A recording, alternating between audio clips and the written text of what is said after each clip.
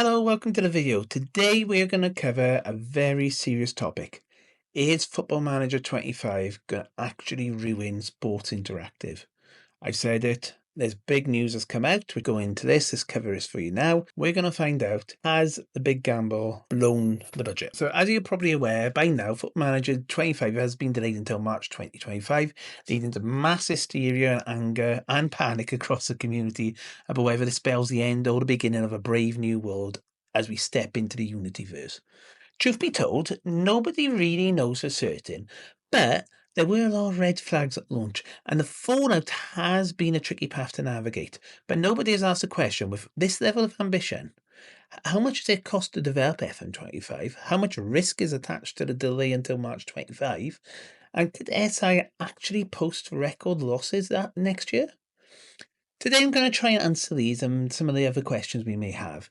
But first, let's give you a bit of research context about how we got here. So, Sports Interactive Limited are a limited company established in the UK. They produce the Football Manager series, and as such are required to submit their annual accounts as financial statements, so to show your profit and loss and your balance sheet and your equity and all that to Companies House.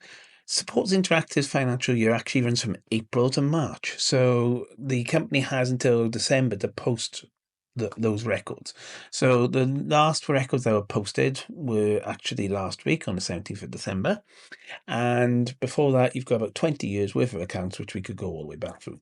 In 2006, in April 2006, Sports Interactive were actually acquired by Sega Holdings Europe Limited, and at the time, share capital was issued for 150,000 shares at 1p each, which meant that the entire share capital of Sports Interactive is worth 1.5 million at acquisition. This is still the same case, and this is key for later down the line. This is still the same case now, in 2024. There's been no other share capital issued. Okay, so in the current structure, Sports Interactive's immediate parent company is Sega Europe Limited, and the ultimate parent company is Sega Sammy Holdings Incorporated, which is obviously registered in Japan. 2020, so just before COVID, Sports Interactive developed what is called the Video Games Development Company. It's also another company registered with Companies House, and they also produce accounts for the last 5 years. So that is a subsidiary. So a subsidiary, just think of it like an affiliate club or a reserve team or an under-18s. This is really quite interesting. The Sports Interactive VGDC Limited is actually compliant with UK tax legislation because the VGDC company actually produces the video game, and is responsible for designing, producing, testing the video game, as well as being actively engaged in planning and decision-making during the design, production, and testing of the video game. Now, it's important to note that Sports Interactive VGDC employ 0 employees other than the directors. But the VGDC is entitled to Video Games Tax Relief, or VGTR. Don't worry, I'm not going to do all these acronyms for the rest of the video. But this is available for those that are conducting in the video game trade. This can only have one company per video game, and it means that basically, as they're doing for Sports Interactive with the Unity engine of research and development to build that engine, they are able to write back some of the costs, about 80% of what costs they are, back for tax relief. So they do get a nice chunk of tax, they get a bit of tax relief off what they would have normally have paid for that. So that's fine. It's actually common industry practice to subcontract third parties to deliver certain elements of games. This may be activity such as artwork or sound. Alternatively, maybe for specific parts, such as a particular module during a different game engine. Where this is the case, the company is not prevented from being the VGDC for tax purposes. So that is how it stands. At the moment in time, that is the structure of Sports Interactive. So now we've done the basic structure of Sports Interactive, we're now going to have a look at what actually we have available to us. So Sports Interactive have produced, as we're aware, 20 annual editions of Football Manager. That's not including or excluding, obviously, the different versions you have through Xbox, PS5, PS Vita back in the day, PSP handheld, all the other consoles, Switch, Touch, Arcade. It's all under the umbrella. I'm only looking at the actual 20 editions. Now, In the 20 editions, obviously the financial year ends in March. So we have, for example, on this next couple of shots, we'll have FM 2005, but that is technically yet to March 2005. And then we'll carry on there. So like I will show you now. So the first one we've done is, I've split this into the first 5 years. So FM05 to FM09. So we can see here that the turnover of sales is actually about starting off around £2.5 million for the very first version of Football Manager. As we can see, the cost of sales, which is the distribution costs and how to get it onto market, which you have to deduct from your turnover, is around 0.6 million. So they made about £1.9 million gross profit. The profit after tax actually made a loss of about £200,000. We are obviously aware that in 2006, these are the accounts just before the Sega acquisition, they made £3 million turnover, cost of sales roughly about 0.6 million again, and they made a profit of 2.7 million. After tax profit, which is after your, I should have said this before, admin expenses, etc., all those things like wages, distribution, wages, advertising, premises, inventory, any of those costs basically get deducted there. You have operating profit, and then you have the tax. Now, the profit after tax is important because operating profit, and this is very boring, I'm sorry, operating profit is how they calculate how much a company is going to be taxed on, and then you have the tax deducted, and then that's obviously your profit after tax. Now, Sports Interactive and other video game companies are entitled to tax rebates or tax credits, and therefore I've only covered profit after tax because you can see how much, because there are some significant losses over the years, but they've been able to call that back through the taxation. They've been able to call that back through taxation rebates, so it looks like they're actually doing much profit. But between the first 5 years of Football Manager, they actually only really achieved a profit twice, which was no more than £200,000-300,000, and that's after all wages and everything else that's gone out. That's perfectly fine. So you can see it's a steady growth of about they've made about 17 to 18 million pound turnover over the first 5 years. The cost of sales roughly stayed the same, about £3 million over the first 5 years, and the gross profit was about £13 million off the turnover. Profit after tax actually ended up being minus just under £1 million over the first 5 years. Now, if we fast forward then to FM 2010, that was probably one of the best, for me personally, Football Managers I played. And in the period of 2010 to 2014, they actually went from 17 to 18 million pound to actually 50 million pound, 51 million pounds worth of turnover in that 5-year period as a comparison. So they've already trebled what they've done in the first 5 years, which is really, really good. The cost of sales has doubled, and the gross profits are obviously gone up. So gross profit was about 50.8. It's actually then, the turnover of sales was roughly 58.8, and the gross profit was roughly 43.9, 44 million pound, and the profit over those 5 years was 12 million pound, which is quite good. When you consider the previous 5 years, they didn't make £1 million worth of profit. So obviously there was a lot of things happening here. If we go back then we quickly fast forward from 2010. I don't want to go too much into the detail in one respect because this is just background. So FM15 to 19. Actually FM16, so that was up to March 16. Actually, that was actually really poor in terms of turnover and sales. So FM16 actually was 7.7 million sales. Cost of sales was only 2 million. The gross profit was 5.7, but because of obviously all the administrative expenses they have to include in their statements, they actually lost 2.2 million, which was a swing of nearly £4 million between 15 and 16. So I can't remember off the top of my head if 16 was that bad a game, but that was a massive blow to them. And then you can see, look, 17, 18, they only made 100 grand's worth of profit, which obviously was covering on their expenses and the admin expenses. One of the key things here is that we were aware that they were redeveloping the matchday experience. They were doing a lot of work to the engine in 18. And I know they were talking then after that about maybe looking into doing Project Dragonfly as early as 2018, 2019. So we can see now for the 5 years of 15 to 19, they made 60 million. So that's an extra 10 over the 5 years, despite the 7.7 million. Cost of sales went up double to £15 million, and the gross profit actually was roughly the same because of that. So they made about £44 million, but their profit dived. They made £12 million in those previous 5 years, and in this 5 years, they only made £1.7 million. They really did take a hit that 5-year period. Okay, and then we come back, and then there was COVID, and this is where a lot of the growth has happened because it's established the console, they've established the touch, they've established the Apple Arcade, and so we're going to look now in the last 5 years.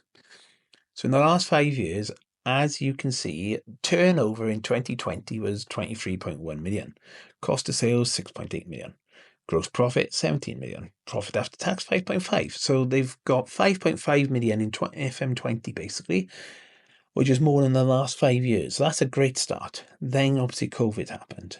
Now, what we also know is Project Dragonfly had started and the VGDC was formed.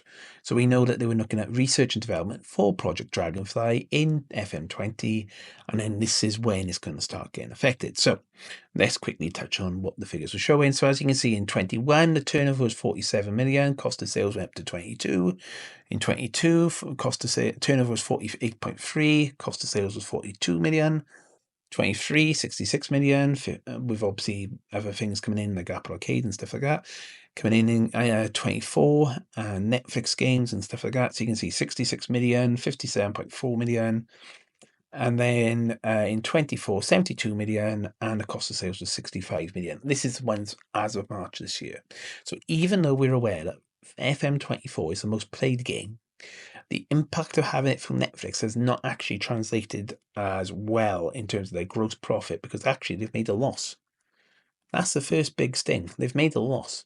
Now, as you can tell, the cost of sales for producing previous titles was roughly £2 to £3 million in the previous 5 years.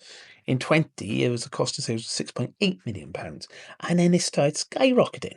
And this is because of Project Dragonfly. So if we quickly now jump into the VGDC, I'll explain what's happening there. So the VGDC was writing the research and development of Project Dragonfly as cost of sales. So, for example, in 2020, it was only £2 million, but in 2021, it was 20 million, 28.5 in 22, 37.1, 23, and then the last financial year, it was £41 million, which is quite a significant amount. It equates to roughly about £125 million worth of research and development via the VGDC. Now, the VGDC will then write that as cost of sales, so they make no profit, but they get the tax relief of, as we can see, 0.4, 3.8, 5.7, 6.9, and 5.5 in each of those years as well, which is permissible by tax, as we've covered earlier, and it is actually on tax legislation. This is actually one of those things which is very much above board, and I'm not criticising or suggesting otherwise.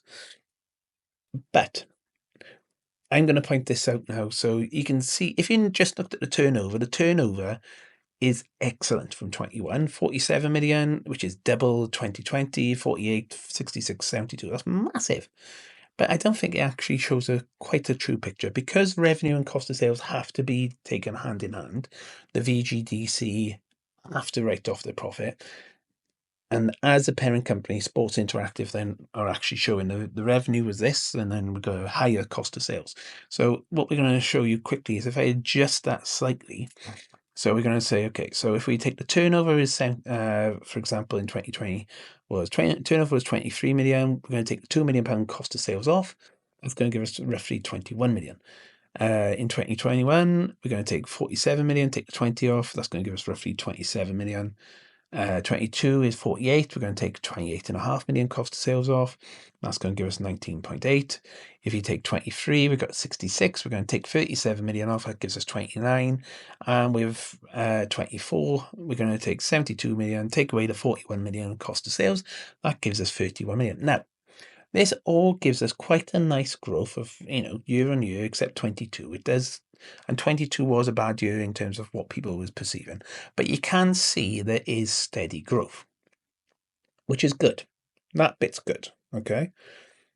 But this is every financial year, if you put in your head like this, you go October to March, that's 6 months. That's 6 months worth of revenue of a new game. Then you've got 6 months of the previous game, which will tail off. So, imagine there is a big curve, it goes up like a roller coaster and then slowly comes down. We're not going to get that with 25. They've missed the 6 months worth of revenue that they would have got at the tail end of 25. That means, so as part of the 6-month period, or the 6-month cycle of a game. They release it in October, November to get pre-orders, and then obviously by the time March comes around, most people have gone through Christmas, and think about where we are now. Everyone's sort of bought the game. They get about 1 million orders from PC, as we were looking at in my previous video, and they've got 9 million players playing on mobile. They got 9 million players on mobile, and then they've got 1 million players on Steam, and the rest are made up through Touch, Apple Arcade, and console. So as you can imagine, most of the arc should have already passed, because we've just gone past Christmas. We'll probably start getting in the sales because of the data updates. That's how the normal cycle works. We haven't got any of that. I know, looking at pre-sales are down. When I last looked at the pre-sales, just before they decided today, there was only about 8,000 pre-sales in Steam, which is not very good. That was on Steam database. But the interesting side of things of that is they need a good turnover. Their cost of sales at this moment in time, if you take away the cost of sales on the adjustments, their cost of sales were £65.2 million. The research and cost of sales was actually £40 million. Their cost of sales, for producing the game, is roughly around £20 million at this moment in time, which is a significant amount of money to be investing. They've only got, and we'll have an occur now. So how accounting works is that when you get your profit per year, obviously it's like your bank account, you just tot it up. So you go, oh yeah, the profit and loss was, this year's £1 million. So say you've got, as you've gone over the 20 years, as of 2023, they had £12 million in equity under the profit and loss, plus £1.5 million added into the share capital. So they had about £14 million liquidity in total equity in Sports Interactive. Now, we've also got roughly £20 million tax relief sat with a VGDC. But, and this is where it gets a little bit cautious, and this is where I'm going to just say, this is how much they have said in the VGDC is training. But if their cost of sales is around 20 to 30 million pound, bear in mind they haven't done their sales, they haven't pushed it, blah, blah, blah. They are now getting to that point where the game research and development is still ongoing.